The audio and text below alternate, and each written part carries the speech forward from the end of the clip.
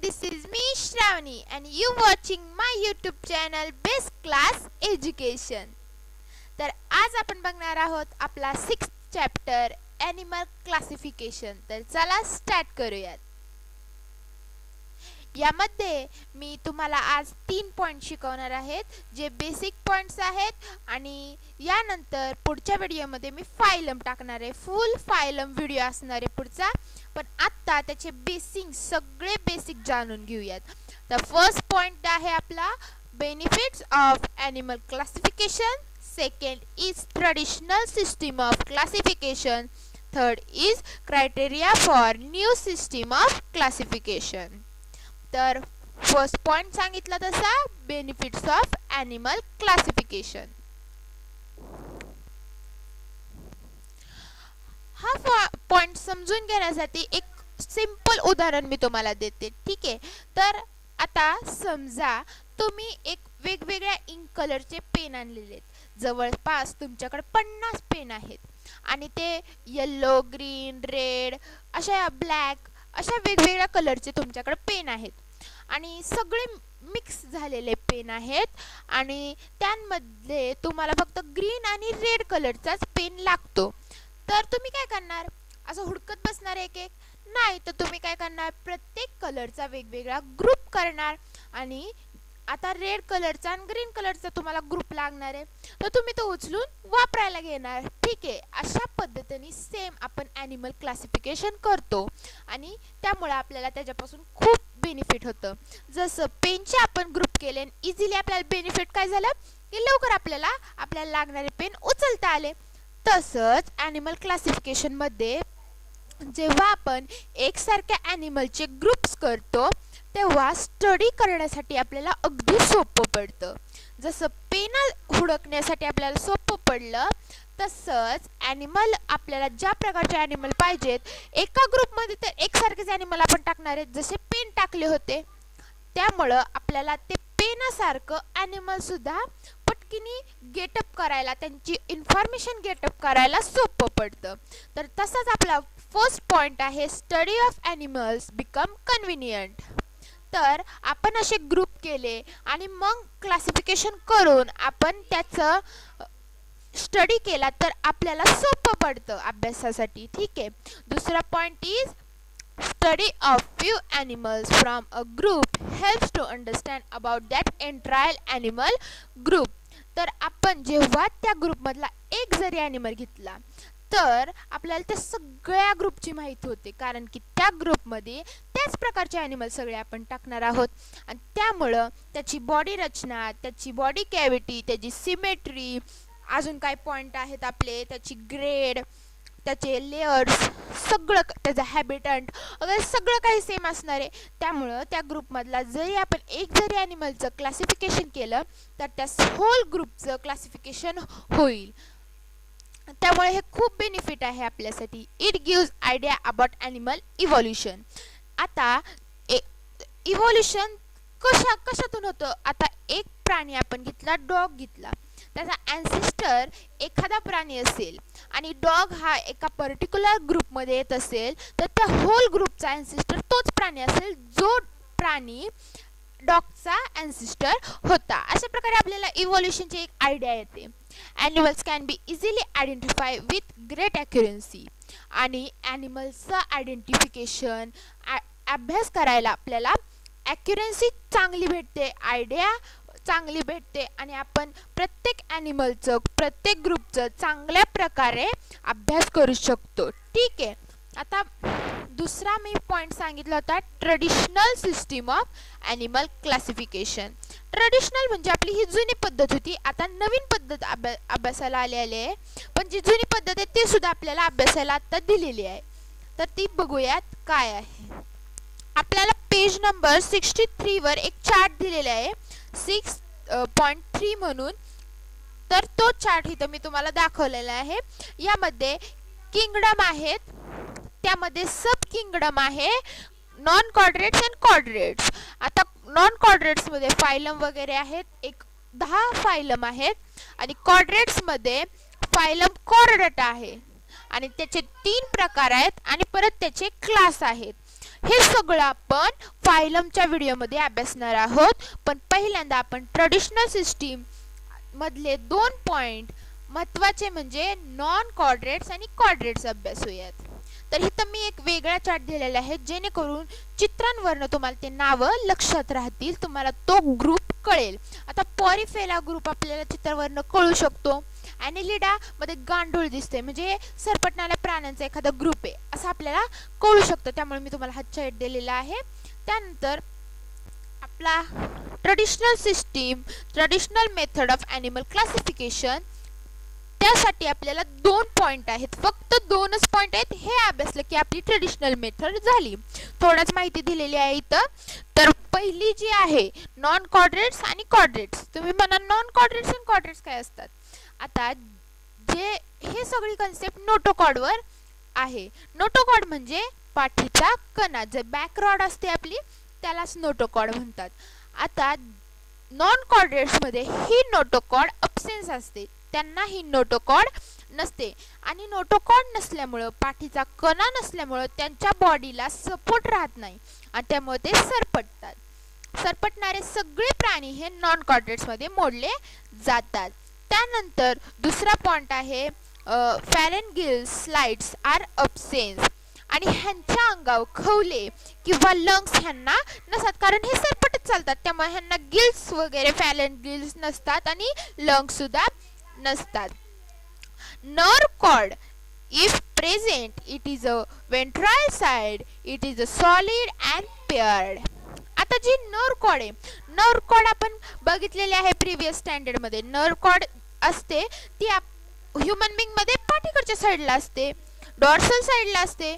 पण ह्या सरपटणाऱ्या प्राण्यांमध्ये ही नोटोकॉर्ड आहे, ही नर्व कॉर्ड आहे ती वेंट्राइल साइड म्हणजे पोटाकडची साइड. ठीक आहे, लक्षात ठेवा, वेंट्राइल म्हणजे पोटाकडच्या साईडला असते, म्हणजे आपल्यापेक्षा अपोजिट असते. आणि heart if present it is on dorsal side, आणि हर्ट जे असतं यांचं ते पाठीकडच्या साईडला असतं. सरपटणाऱ्या सगळे प्राणी हे नॉन कॉर्डिनेट्स मध्ये मोडतात. त्यांना नोटोकॉर्ड नसते, फॅरेंगिल्स नसतात. त्यांची नर्व कॉर्ड ही वेंट्राइल पोटाकडच्या साईडला असते, तर हर्ट हे डॉर्सल साइड म्हणजे पाठीकडच्या साईडला असते. आणि हा ग्रुपच्या अपोजिट ग्रुप आहे कॉर्डिनेट्स. आता कॉर्डिनेट्स मध्ये नोटोकॉर्ड ही प्रेझेंट असते. नोटोकॉर्ड प्रेझेंट असल्यामुळे ह्यांच्या बॉडीला एक सपोर्ट असतो आणि त्यामुळे हे चालू फिरू शकतात. ठीक आहे, notochord is present in this body आणि त्यामुळे ह्या नोटोकॉर्डचा सपोर्ट यांच्या बॉडीला राहत असतो. आता दुसरा पॉइंट आहे फॅरेंगिल्स और lungs are present for respiration. ह्यांच्यामध्ये फॅरेंगिल्स आणि लंग्स असतात. आता हे कॉर्डिनेट्स म्हणलं की ह्युमन बॉडी लक्षात ठेवायची. ठीक आहे, कारण आपल्यासारखं सगळं कॉर्डिनेट्स मध्ये असतं आणि नॉन कॉर्डिनेट्स ह्याच्या उलटे असतात. सॉरी, नॉन कॉर्डिनेट्स मधला एक पॉइंट सांगायचा राहिला माझा की नर्व कॉर्ड जी असते ती नॉन कॉर्डिनेट्स मध्ये सॉलिड असते आणि पेअर्ड असते. ठीक आहे, हा एक पॉइंट आहे. आता कॉर्डिनेट्स परत येऊयात जागेवर की त्यांच्यात फॅरेंगिल्स आणि लंग प्रेझेंट असतात फॉर रेस्पिरेशन. आता ह्यांच्यात पण नर्व कॉर्ड असते, तर ती डॉर्सल साईडला असते. डॉर्सल म्हणजे पाठीकडच्या साईडला असते आणि ती होलो असते. होलो म्हणजे पोकळ नळी सारखी असते. तर नॉन कॉर्डिनेटची कशी असते, सॉलिड असते आणि पेअर्ड असते. तशी आपली हॉलो असते, डॉर्सल साईडला असते, पाठीकडच्या साईडला. आणि heart is present on ventral side of body. Ventral म्हणजे पोटाकडच्या बाजूला हर्ट हे प्रेझेंट असतं. ठीक आहे, हे झालं आपली ट्रेडिशनल सिस्टीम. आता पुढची सिस्टीम आहे न्यू सिस्टीम आहे. याच्या आधी आपण ह्याचे थोडे एक्झाम्पल बघूयात नॉन कॉर्डिनेट्सचे. फुलपाखरू आहे आपलं, गांडूळ आहे, परत खेकडा आहे, मग ती फुलपाखरू वगैरे स्पॉन्जेस आहेत वगैरे वगैरे. ह्यांना नोटोकॉर्ड नसते. हे असे आपले नॉन कॉर्डिनेट्स आहे. इथं तुम्हाला दिसून येतील, थोडे बघा म्हणजे तुम्हाला आयडिया येईल की कशा प्राणी असतात हे, कॉक्रोचेस वगैरे. त्यानंतर कॉर्डिनेट्स घेऊयात. कॉर्डिनेट्स आपल्या पुस्तकात ही डायग्राम दिलेली आहे कॉर्डिनेट्सची. ह्यांना माउथ असतं, गिल्स असतात, नर्व कॉर्ड असते, नोटोकॉर्ड असते, मसल्स. नर्व कॉर्ड आणि नोटोकॉर्ड मध्ये थोडा डिफरंट आहे बरं का, एकसारखा समजू नका. आता पुढची सिस्टीम आहे new system of animal classification. He Naveen system आलेली आहे, आता ही सायंटिस्ट वापरत आहेत. यामध्ये आपल्याला एक 5 पॉइंट अभ्यासायचे आहेत. याच्यामध्ये 5 पॉइंट आहेत. जसं ट्रेडिशनल सिस्टीम मध्ये 2च पॉइंट होते, याच्यात 5 पॉइंट आहेत. आता त्यात एक चार्ट दिलेला आहे, 66 पेजवर एक चार्ट आहे, तो बघा. याच्यात ॲनिमलिया किंगडम मध्ये सेल्युलर लेवल आहे, टिश्यू ऑर्गन लेवल आहे, हे सगळं आपण अभ्यासूया, ठीक आहे. आणि हा चार्ट जो आहे हा याच्यात फायलम आहेत, हे अभ्यासण्यासाठी हा चार्ट महत्त्वाचा आहे, ठीक आहे. आता पहिल्यांदा आपण बघूयात की ग्रेड्स ऑफ ऑर्गनायझेशन. ही न्यू सिस्टीम मधला पहिला पॉइंट आहे, ठीक आहे. पहिल्या पॉइंट मध्ये सुद्धा 5 प्रकार आहेत, तर ते कुठले ते बघूयात. आता ग्रेड्स म्हणजे काय? ग्रेड्स म्हणजे ऑर्गॅनिझम ज्यानी बनलेला आहे ते म्हणजे ग्रेड्स असतं. आता पहिला ऑर्गन सिस्टीम चा ग्रेड आहे ग्रेड ऑर्गनायझेशन आणि पहिली ग्रेड आहे प्रोटोप्लाझ्मिक ग्रेड. आता तुम्ही म्हणाल प्रोटोप्लाझ्मिक ग्रेड म्हणजे काय? जे ॲनिमल युनिसेल्युलर असतात आणि एकाच सेलनी बनलेले ॲनिमल असतात आणि त्यांच्यात फक्त सायटोप्लाझम हे प्रेझेंट असतं, त्यांना आपण प्रोटोप्लाझ्मिक ग्रेड ऑर्गॅनिझम म्हणतो. आता एक्झाम्पल इथं आहेत ओबामा, युग्लिना, पॅरामेशियम. आपल्या पुस्तकात 2 दिलेले आहेत, युग्लिना पण आहे, त्याच्यात खाली काय लिहिलेलं आहे ते पण आहे. असे हे प्रोटोप्लाझ्मिक ग्रेड ऑर्गॅनिझम आहेत जे फक्त एकाच सेलनी बनलेले आहेत, लक्षात ठेवा, आणि त्यांच्यात फक्त सायटोप्लाझम आहे. यांना प्रोटोप्लाझ्मिक ग्रेड ऑर्गॅनिझम म्हणतात. आता दुसरी ग्रेड आहे सेल्युलर ग्रेड. आता सेल्युलर ग्रेड जे आहे यामध्ये हे एकाच सेलनी बनलेले हे तुम्हाला तर कळतंय, पण सेल्युलर ग्रेड मध्ये एकाच प्रकारच्या सेलनी बनलेला ऑर्गॅनिझम असतो. आपली बॉडी घेतली तर आपली बॉडी ऑर्गन्सनी बनते, ऑर्गन्समध्ये वेगवेगळ्या प्रकारच्या सेल येतात, टिश्यूज येतात. पण हे जे सेल्युलर ग्रेड मधले ऑर्गॅनिझम असतात ह्यांची बॉडी एकाच प्रकारच्या सेलनी बनलेली असते. एक्झाम्पल आहे स्पॉन्जेस. स्पॉन्जेस हा जो आहे तो एका समुद्राच्या तळाशी सापडणारा एक ऑर्गॅनिझम आहे आणि याची बॉडी कोलार सेल्सनी बनलेली असते. होल बॉडी, सगळी बॉडी, ह्यांना टिश्यू नसतात, ओनली सेल्स असतात आणि एकाच प्रकारच्या सेल असतात, ते म्हणजे कोलार सेल. कोलार सेल लक्षात ठेवा नाव, ठीक आहे. आता तिसरी ग्रेड आहे टिश्यू ग्रेड. टिश्यू ग्रेड मध्ये हे ऑर्गन सेल्स एकत्र येऊन टिश्यूनी बनलेले असतात, पण ह्यांच्यात ऑर्गन फॉर्म होत नाही, ओनली टिश्यू असतात आणि ते अनेक सेल एकत्र येऊन बनलेला ऑर्गन आहे. आणि याचं एक्झाम्पल आहे जेलीफिश. जेलीफिश हा टिश्यू ग्रेड ऑर्गन आहे आणि हे ऑर्गन जे असतात ते एकाच प्रकारच्या सेल एकत्र येऊन किंवा अनेक प्रकारच्या सेल एकत्र येऊन टिश्यू फॉर्म होतो आणि त्याच्यापासून हा ऑर्गॅनिझम फॉर्म होतो, फक्त याच्यात ऑर्गन फॉर्म होत नाहीत. आता पुढचा आहे ऑर्गन ग्रेड.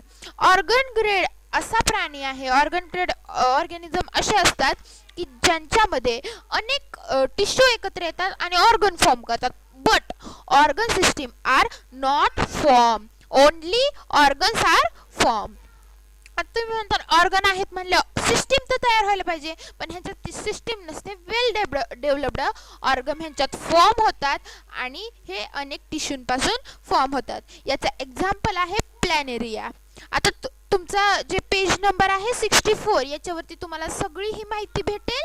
ही माहिती थोडी शॉर्टमध्ये आहे, मी तुम्हाला विस्तारमध्ये सिंपल भाषेत सांगितलेली आहे जेणेकरून तुम्हाला सगळं लक्षात राहील. आणि एक शेवटची ग्रेड आहे आपली ऑर्गन सिस्टीम ग्रेड.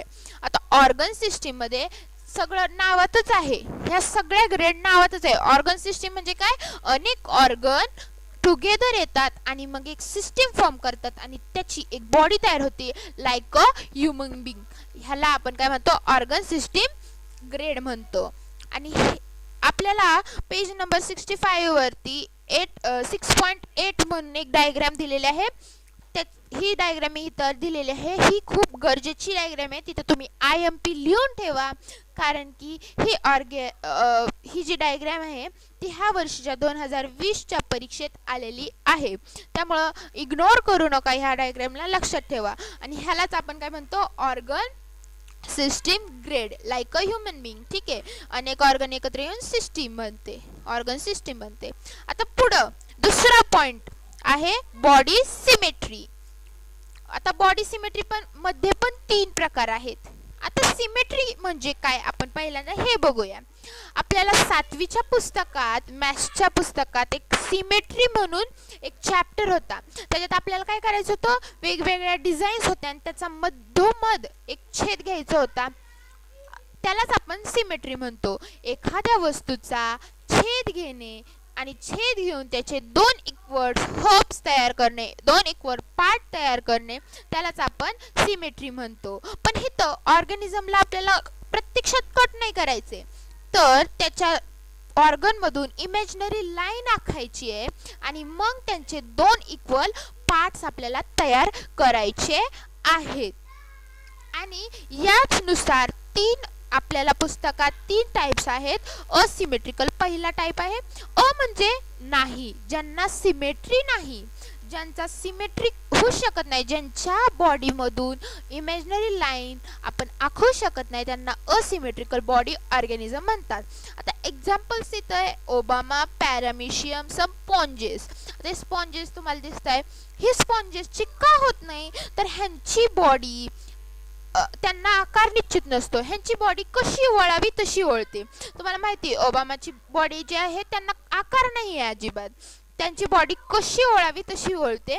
ज्या बॉडीला आकार नसतो, don't have shape, that body is have asymmetrical body organism. ठीक आहे, त्यांना असिमेट्रिकल बॉडी असते, ज्यांचा मधून इमॅजिनरी लाईन होऊ शकत नाही. आता पुढची आहे बायलॅटरल सिमेट्री. बायलॅटरल सिमेट्री म्हणजे असे ऑर्गन्स ज्यांचे फक्त 2 पार्ट होतात, इक्वल पार्ट होतात. बाय म्हणजे काय, 2, ज्यांचे 2 समान भाग होतात त्यांना आपण म्हणतो बायलॅटरल सिमेट्रिकल बॉडी. ज्यांच्या बॉडीचे 2 समान भाग होतात. एक्झाम्पल आहे cockroach, ant, human being, frog, fishes, bird, असे इन्सेक्ट्स वगैरे, असे सगळ्यांचे ज्यांचे 2 भाग इक्वल्स होतात, इमॅजिनरी लाईन केली की त्यांचे 2 इक्वल हब्स तयार होतात, त्यांना आपण बायलॅटरल सिमेट्रिकल बॉडी ऑर्गॅनिझम म्हणतो. ठीक आहे, हे अतिशय सोपं आहे. तिसरी ही खूप मजेदार सिमेट्री आहे, जी आहे रेडियल सिमेट्री. रेडियल सिमेट्री म्हणजे अशी बॉडी ज्यांची बॉडी कितीही पार्ट्स मध्ये डिवाइड व्हावी तितकी डिवाइड होते. जास्त नाही होत, 5 पर्यंत होत असते. इथं 2 एक्झाम्पल आपल्याला दिलेली आहे. म्हणजे एक आपण घेऊया स्टारफिश. स्टारफिशला 5 हँड्स असतात हे तर तुम्हाला माहिती. म्हणल्यावर तुम्ही इमॅजिनरी लाईन ड्रॉ केल्यानंतर तुम्हाला त्याचे एकूण 5 सेम भाग तयार झालेले दिसून येतील. आणि हे 5 भाग तयार होणाऱ्या किंवा 2 पेक्षा जास्त ज्यांचे इक्वल भाग तयार होतात त्यांना आपण रेडियल सिमेट्रिकल बॉडी असं म्हणतो. ज्यांचे 2 पेक्षा जास्त इक्वल हब्स तयार होतात, इमॅजिनरी लाईन ड्रॉ करून 5 लाईन जात असतील इमॅजिनरी. ठीक आहे, 5 किंवा 2 पेक्षा जास्त. अशी ही आपली सिमेट्रिकल झाली.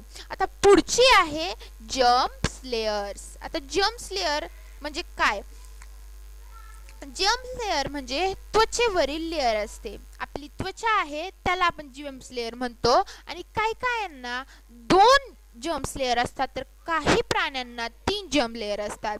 त्याचे प्रामुख्याने 2 प्रकार पडतात, डिप्लोब्लास्टिक अँड ट्रिप्लोब्लास्टिक. डिप्लो म्हणजे काय, डिप्लो म्हणजे 2 आणि ट्रिप्लो म्हणजे 3. म्हणजे अशाच प्रकारे ह्यांची पण बॉडी आहे. ज्या प्राण्यांना 2च लेयर असतात ते 2 लेयर कुठले, तर एंडोडर्म आणि एक्टोडर्म. तुम्हाला इथं दिसून येईल. हा पहिला आहे एंडोडर्म आणि दुसरा आहे एक्टोडर्म. हे वरचा जो असतो तो एक्टोडर्म असतो आणि आतला जो असतो तो एंडोडर्म असतो. असे 2 ज्यांना लेयर्स आहेत त्यांना डिप्लोब्लास्टिक प्राणी म्हणतात.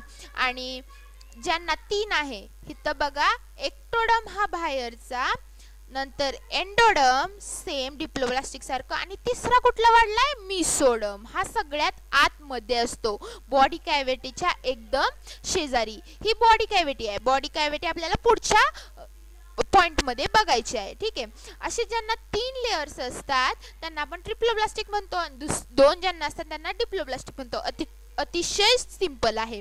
आता बघूया बॉडी कॅव्हिटी. बॉडी कॅव्हिटी ही फक्त ह्या 3 लेअरच्या आतमध्ये हित असते. कशी ती बघूयात. डिप्लोब्लास्टिक आणि डिप्लोब्लास्टिक समजलं असेल. आता बॉडी कॅव्हिटी.